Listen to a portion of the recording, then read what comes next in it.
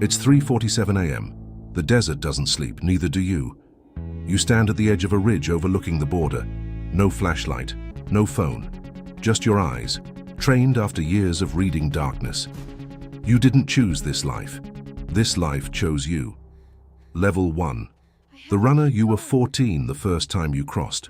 No map, no GPS, just a backpack, a pair of worn sneakers, and a phone number memorized by heart. You ran for 6 hours through the desert. Your lips cracked, your legs burned, you fell twice. You got up both times. When you reached the safe house on the other side, a man with dead eyes handed you $200 and said, "Come back tomorrow." You came back every single day for 2 years. You learned the trails before you learned to drive. You memorized the patrol schedules before you memorized your own birthday. You understood one thing fast: speed doesn't save you, invisibility does. Level 2. The spotter at 16. They gave you a radio. Your job: watch the road, count the vehicles, report the patterns. You spent 14-hour shifts lying flat in the dirt on a hillside. Scorpions, rattlesnakes, border patrol helicopters sweeping the valley below. You didn't move, you didn't cough. You controlled your breathing like a soldier, because one transmission at the wrong time meant someone died. Not you. Someone below you, carrying the load you helped protect. The weight of that responsibility never left your chest. It still hasn't. Level 3. The driver at 18. You got the keys. A beat-up Silverado with a false floor welded under the bed. You drove like every other rancher on the road. Slow, casual, one arm out the window, but your heart was doing 200. You drove that truck 47 times. You were stopped 6 times. You talked your way out every single one. You learned something critical during those years. The border isn't stopped by fences. It's stopped by attention. Keep the attention elsewhere. Keep moving. Level 4.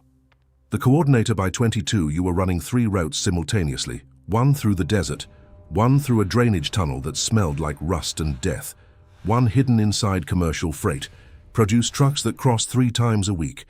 You managed 12 people. You memorized their names, their habits, their weaknesses, because weakness is a liability, and liabilities get people arrested, or worse. You slept 4 hours a night.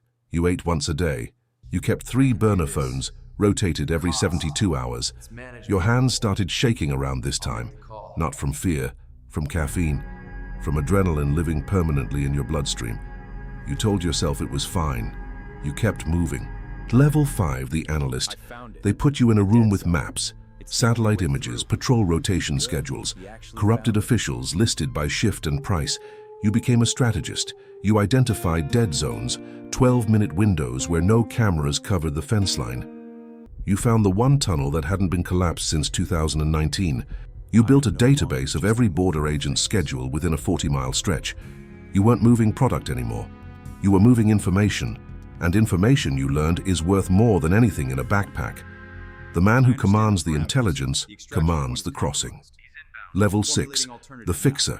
When things went wrong, and they always went wrong, they called you. A driver arrested at a checkpoint. A shipment seized 2 miles from the safe house. A tunnel collapsed with 3 people still inside.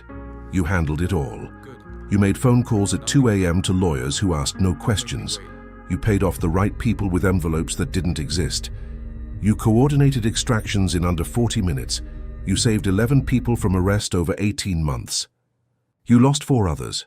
Their faces are still with you, in the quiet moments, in the space between closing your eyes and falling asleep. You don't talk about them, but you carry them every single day. Level 7.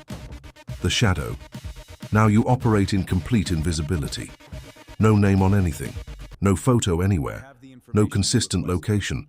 You move between safe houses every 48 hours. You change vehicles like other people change clothes.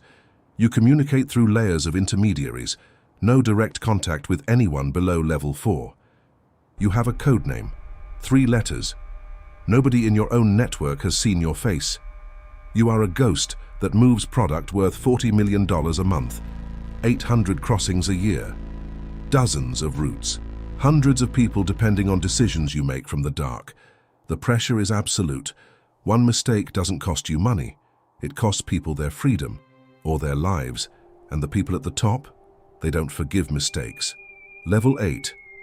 The Chief tonight. Standing on this ridge at 3:47 a.m., you are the border logistics chief for one of the most active corridors in North America. You didn't ask for a ceremony. There wasn't one. One day the old chief was just gone, and someone handed you his phone. Yes, I'm here. That was it. Now the phone rings constantly, 16 hours a day, decisions that can't wait, problems that can't wait, people who can't wait. You manage 4 tunnels, 3 vehicle routes, 2 drone corridors that became operational 8 months ago. You have assets inside 3 federal agencies. You have informants in 2 rival organizations. You have a system so carefully built it runs like a machine. But machines break. And tonight, something is wrong.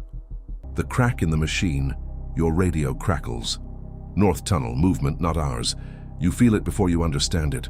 That cold in your spine. That specific silence in your gut that has kept you alive this long. You grab your binoculars. The valley below is dark, but not empty. You count the shapes moving along the ridgeline to the east. 1, 2, 5. They're not border patrol. Their movement is wrong, too deliberate, too quiet, tactical. Someone knows about tonight's crossing. 43 people are currently underground in the North Tunnel. 11 vehicles are staged at 3 separate coordinates, waiting for the signal. $2 million of product is 40 minutes from the crossing point. And right now, in this exact moment, you have exactly one choice. Abort everything and lose it all, or push forward and hope your read is right. Your radio crackles again. Chief, we need the call, now. You lower the binoculars. The shapes on the ridgeline have stopped moving. They're watching the same valley you're watching. And then, one of them raises something to their face, not binoculars, a radio. Your stomach drops, because you realize in this exact second that they're not watching the valley, they're watching you. Your phone vibrates in your pocket. Unknown number, 3 digits you've never seen before. And somewhere behind you in the darkness of the desert, you hear the sound of boots on dry earth, getting closer. You've spent 11 years building the most sophisticated border logistics operation on this corridor. In the next 30 seconds, every decision you've ever made leads to this moment. Do you run? Do you fight?